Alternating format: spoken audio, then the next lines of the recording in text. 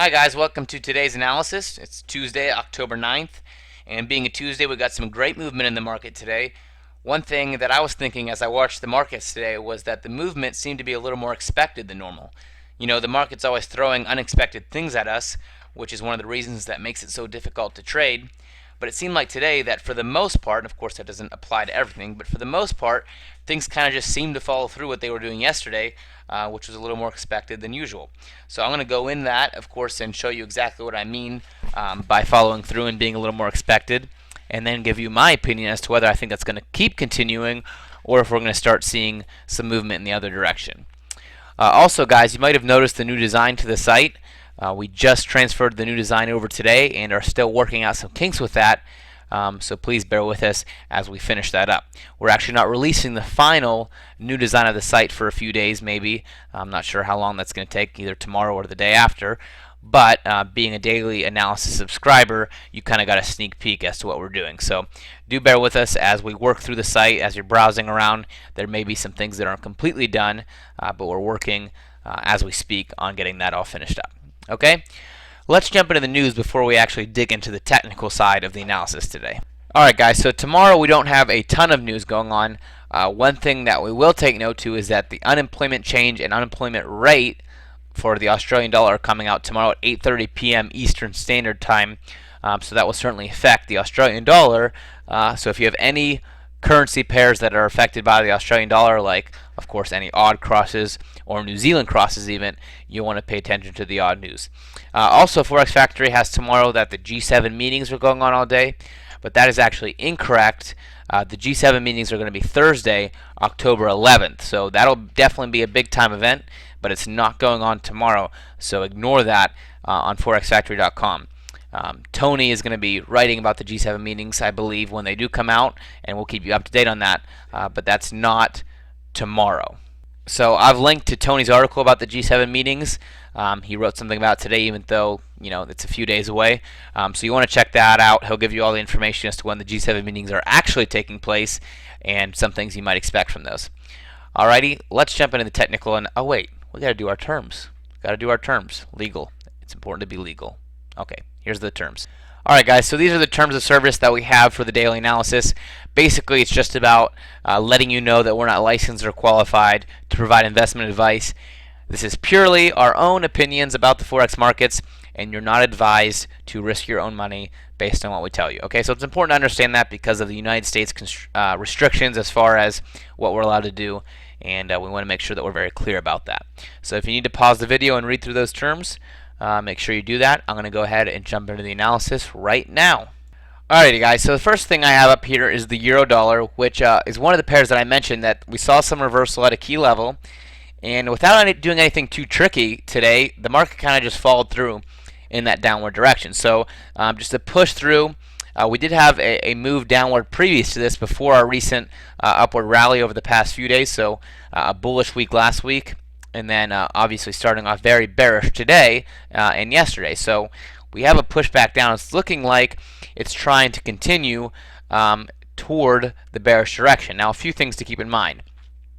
Number one is that this trend line has not been broken by much, and depending on how you draw it, it's still in play. So this is not necessarily a strong break of a trend line pushing price in the opposite direction yet.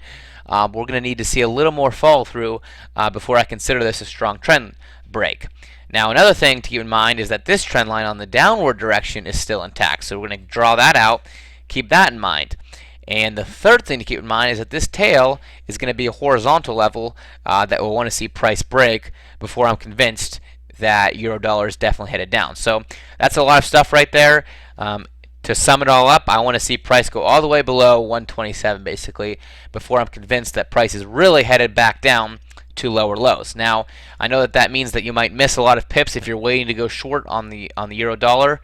But for me, this is just an example of where I want to see strong follow through because there's a lot of support hanging right below price action, and I don't want to jump on an ill-advised short when there's not anything very convincing for me to see. Now, on the other hand, the pound dollar, unlike the euro dollar, is a lot more convincing in my opinion for a short, and I'll show you why. Okay, so the pound dollar to me is showing a little more momentum. Now, It's ironic that I say that because the euro was a lot weaker than the pound today, so I might sound like an idiot for saying that the pound dollar has more momentum. But what I mean by that is that over the past several days, because the pound has been weaker than the euro until today, we've seen a lot stronger spike to the downside. So whereas the euro dollar is still honoring a trend line that's going up, the pound dollar has definitely shown a clear sign of a steep reversal and is moving down below any trend line that you might draw here. Okay, so that's one thing. Another thing is that the pound dollar is a very sideways market. So whereas the euro was in a downtrend and more recently has started making its way up, the pound dollar has been relatively sideways for a good amount of time, which means that a bounce back toward the lower side here around 153 is to be expected, whereas the euro is kind of in a reversal motion, so you don't want to take it right back down if this reversal is legitimate and the euro is definitely heading up. The pound, to me, is a little more probability because it's just continuing its range, it appears, right now. So that's why I like the pound dollar short a little better than the euro dollar short, even though the euro today did have a bigger bearish day. And you'll see that based on the euro pound chart that I show you, which I can scroll to right now. So based on this euro pound chart, you can see that obviously the euro was much weaker than the pound, with a big push to the downside with today's daily bar. So the euro definitely a lot more bearish right now, but as far as long-term follow-through, I expect the pound to be the better trade. One of the reasons is because the euro pound has actually headed up recently. You can see this upward trend line and has not yet made a higher high. So I think there's a high probability that this is not going to continue this little down move.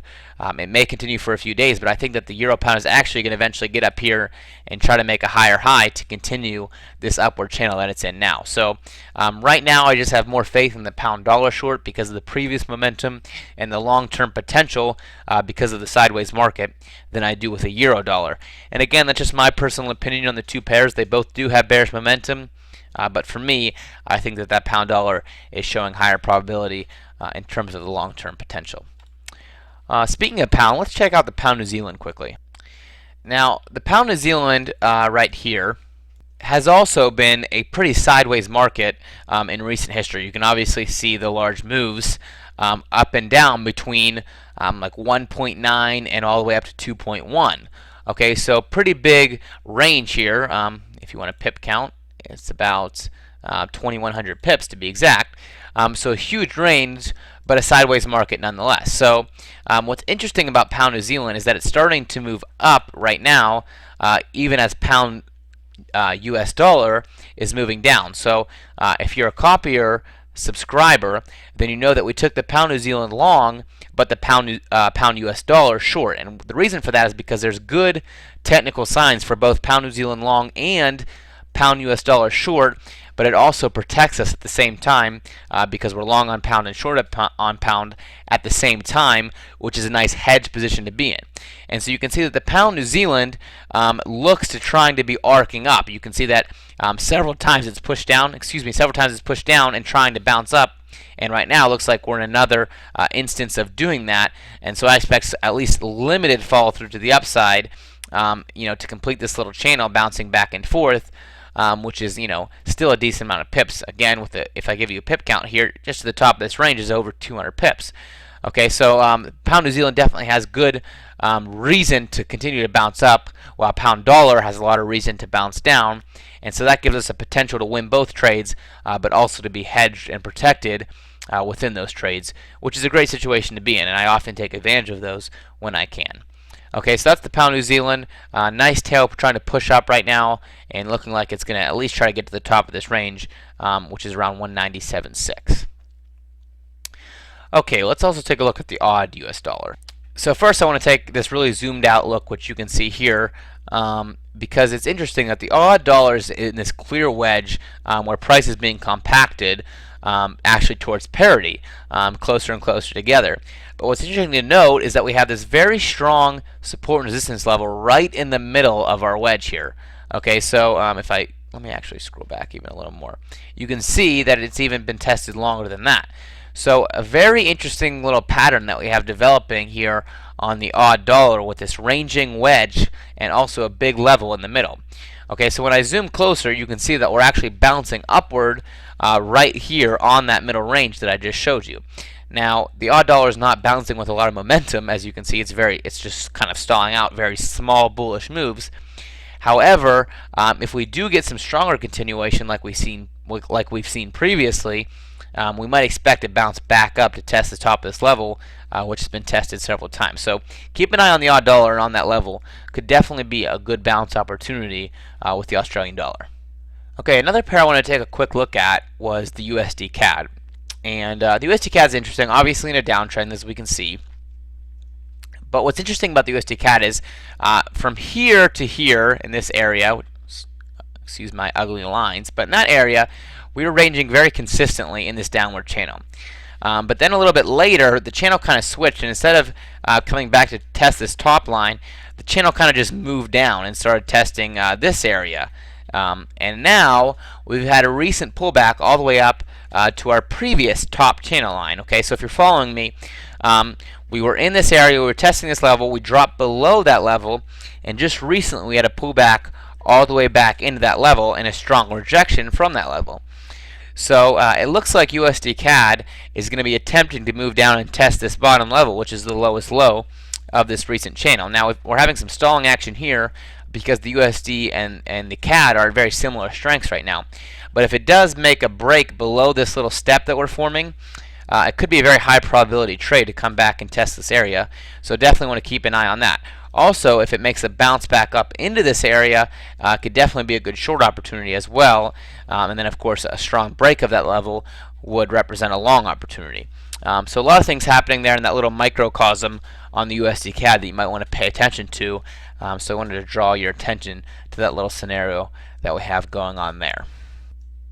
Okay, guys, this is the EUROAUD. I just wanted to show you something kind of interesting that I noticed about the EUROAUD. The first thing is that there's this major level here, which is right around 129.8. And there's also a downward trend line that the EUROAUD has been respecting for quite some time. And so what's interesting is that during this rally to the upside, price never did get up to either of these levels, either the trend line or the resistance level, before making a very steep reversal motion, which we're in right now. So this is something that I was looking at because the EUROAUD was looking like a very good short to me. And definitely a lot of momentum. The euro is weakening. The AUD is finally gaining some strength. However, we never got the bounce off of this trend line or the horizontal line. So in thinking about the EUROAUD, it makes me a little nervous to be shorting it because I'm expecting it to eventually get up to at least one of these levels. And so even though there's strong reversal motion on the EUROAUD, I'm actually kind of avoiding taking this short, even though it is looking very good, because maybe it's going to bounce off here and head right back up, and I'm worried that with all of this rally up, all these hundreds of pips going up, I find it odd that we never got to the major point of resistance, which is kind of the target if you're moving upward is the next major area, and we never got to there. So I just wanted to call your attention to that. Maybe that's just kind of my personal thing about the EUROAUD that's not valid, because just because it's not bouncing off a key level doesn't mean it can not reverse and go all the way back down. But it's just something interesting that I thought about and thought it might be worth pointing out to you. So keep an eye on that, and then if you wouldn't mind, leave a comment, because this is something that I think about quite often. If a pair is moving up and never gets to the key level that you're expecting it to bounce off of, is it still worth taking a short when it does reverse? In other words, is a short or a reversal entry, it's a short in this case, but any reversal entry worth taking if it's not bouncing off a major level? That's something that I kind of think about, because sometimes there's very great reversals that look to happen for no reason. They're not bouncing off a major daily, weekly, or monthly area, yet they still do reverse in a very strong way. So my question to you is a reversal worth taking if there's no major level to play it off of? And that's something that I think about regularly and really haven't developed a stance on that. So I'd love to get your feedback on that. Alright guys, I'm going to cover one more pair and then we'll call it a day here for this Tuesday. And the last pair I wanted to cover today was the US dollar yen. And you can see that the USD yen has been respecting this wedge for quite some time, like a few other pairs that are also in similar patterns. Now, One thing to note about the USD yen is that since it broke through this level the first time, it was up, kind of tested, and then broke through right here, which is like February of 2012. It has not broken back through this level since then. So it's been under this trend line for quite some time, and the same as since the price has broken up through this area. It's been several years since it's broken through this trend line, which I'd have to zoom back quite a ways to show you, but you can take my word for it or look at your own chart to let you know. So the fact that we're getting closer together on this wedge is kind of important because these levels have been respected for so long. So I just wanted to draw your attention to that and let you know that the price is tightening up on this wedge. So keep an eye on that, because if it breaks out, we might get a really great trade opportunity on the US dollar yen. Okay, so keep an eye on that. Alrighty guys, that is the last pair that I wanted to cover today. So thank you guys for watching. Hope you enjoy the new site design as we work on that. Not quite done yet, as I mentioned, but we're working on it. So I hope that's a benefit to you guys and that you enjoy it. And I will talk to you guys soon. Oh, you know what, guys? You know what? This video is not over, because I just thought of something that I wanted to mention. Several months ago, we opened our mentoring program to 20 students, which was kind of a big deal for us when we got people in. And we thought we had that filled up quite a while ago. But because of either people's orders never eventually going through and them not getting on board, or whatever the case is, we actually have one spot available for the mentoring program. So I try not to make the daily analysis a sales platform or anything, but we do have one mentoring program available.